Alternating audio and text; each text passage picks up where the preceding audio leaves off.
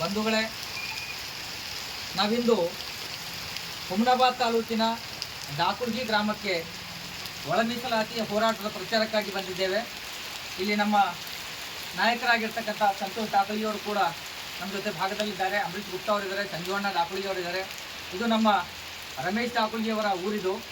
ನಾವಿಲ್ಲಿ ಒಳ ಮೀಸಲಾತಿಯ ಪ್ರಚಾರಕ್ಕಾಗಿ ಯಾಕೆ ಬಂದಿದ್ದೇವೆ, ಇಲ್ಲಿ ಬರ್ತಕ್ಕಂಥ ಅವಶ್ಯಕತೆ ಇಲ್ಲ. ಆದರೂ ಕೂಡ ನಾವು ಸಾಮಾನ್ಯವಾಗಿರ್ತಕ್ಕಂಥ ಸಾಮಾನ್ಯ ವ್ಯಕ್ತಿಯು ಕೂಡ ಹಿಡಿಸ್ತಕ್ಕಂಥ ಕೆಲಸ ಮಾಡಬೇಕು ಅನ್ನುವಂಥ ಒಂದೇ ಒಂದು ಕಾರಣದಿಂದ ಈ ಗ್ರಾಮಕ್ಕೆ ನಾವು ಬಂದಿದ್ದೇವೆ. ಬಂಧುಗಳೇ, ನಾಳೆ ಯಾವುದೇ ಕಾರಣಕ್ಕಾಗಿ ಒಬ್ಬ ಸಾಮಾನ್ಯ ವ್ಯಕ್ತಿಯು ಕೂಡ ಮಿಸ್ ಆಗದ ಹಾಗೆ ಹೋರಾಟದಲ್ಲಿ ಭಾಗಿಯಾಗಬೇಕು. ತಮಗೆಲ್ಲರಿಗೂ ಗೊತ್ತಿರುವಂತೆ ಈ ನಾಗಮೋಹನ್ ದಾಸ್ ರವರ ವರದಿ ಅತ್ಯಂತ ಸ್ಫಟಿಕವಾದ್ದು ಮತ್ತು ಅವೈಜ್ಞಾನಿಕವಾದ್ದು ಅಂತಕ್ಕಂಥ ಮಾತನ್ನ ಈ ಒಂದು ದಾಖಲೆ ಗ್ರಾಮದಲ್ಲಿ ಹೇಳಿಕ್ಕೆ ಬಯಸ್ತೇನೆ. ಯಾಕಂತಂದ್ರೆ ನಾನು ಈಗಾಗಲೇ ತಿಳಿಸಿರುವಂತೆ ನಮ್ಮೂರಿನಲ್ಲಿ ಅರ್ಧ ಓಣಿಯ ಸರ್ವೆಯೂ ಕೂಡ ನಿಜವಾಗಿ ಆಗಿಲ್ಲ. ಮತ್ತು ನೀವು ಯಾವ ರೀತಿಯಾಗಿ ಆ ಒಂದು ವರದಿಯನ್ನು ಜಾರಿಗೆ ಮಾಡ್ತೀರಿ? ನೀವು ಯಾವುದೇ ಕಾರಣಕ್ಕೂ ಕ್ಯಾಬಿನೆಟ್ನಲ್ಲಿ ನಮ್ಮ ಸಚಿವರಾಗಿರ್ತಕ್ಕಂಥವ್ರು ಅದ್ರ ಬಗ್ಗೆ ಮಾತಾಡಿ ಈ ವರದಿ ಜಾರಿಗೆ ಆಗಬಾರ್ದು. ಒಂದು ವೇಳೆ ಈ ವರದಿ ಜಾರಿ ಆದರೆ ನಿಜವಾಗ್ಲೂ ಹೇಳ್ತಾ ಇದ್ದೀನಿ, ನಾವು ಸಾಯ್ಲಿಕ್ಕೂ ಕೂಡ ಈ ವರದಿಗಾಗಿ ನಾವು ಸಿದ್ಧರಾಗಿದ್ದೀವಿ ಅಂತಕ್ಕಂಥ ಮಾತನ್ನ ಈ ಒಂದು ಇದ್ರ ಮುಖಾಂತರ ನಾನು ಹೇಳಿದ್ದೆ. ಈ ಜಾರಿ ಆದರೆ ಯಾವ ಸರ್ವೆ ಪ್ರಕಾರ ನೀವು ಸರ್ವೆ ಮಾಡಿದ್ದೀರಿ? ಅದು ಅಸಾಧ್ಯವಾಗಿರ್ತಕ್ಕಂಥ ಮಾತು. ನಮ್ಮಲ್ಲಿ ಹಲವಾರು ಜನ ಈಗಾಗಲೇ ಹೆಸರುಗಳನ್ನು ಕೂಡ ಹೇಳಿದ್ದೀನಿ. ಆ ವ್ಯಕ್ತಿಗಳ ಸರ್ವೆ ಆಗಿಲ್ಲ. ನಮ್ಮ ಊರಲ್ಲಿ ಅಷ್ಟೇ ಅಲ್ಲ, ಬೇರೆ ಬೇರೆ ಎಲ್ಲ ಊರುಗಳಲ್ಲಿಯೂ ಕೂಡ ಹಲವಾರು ಕಡೆ ಈ ವರದಿ ಸರಿಯಾದ ರೀತಿಯ ವೈಜ್ಞಾನಿಕವಾಗಿರ್ತಕ್ಕಂಥ ಸರ್ವೆ ಆಗಿಲ್ಲ. ಹಾಗಾಗಿ ಇದೊಂದು ಅವರು ಹುನ್ನಾರ ಮಾಡಿರ್ತಕ್ಕಂಥ ವರದಿ. ಆ ಸಮಾಜಕ್ಕೆ ಒಲೈಸಬೇಕು, ನಮ್ಮ ಸಮಾಜಕ್ಕೆ ತುಳಿಬೇಕು ಅಂತಕ್ಕಂಥ ಒಂದೇ ಒಂದು ಮಾತಿನಿಂದ ಈ ವರದಿಯನ್ನು ನೀವು ಅಲ್ಲಿ ಸಲ್ಲಿಸಿದ್ರಿ.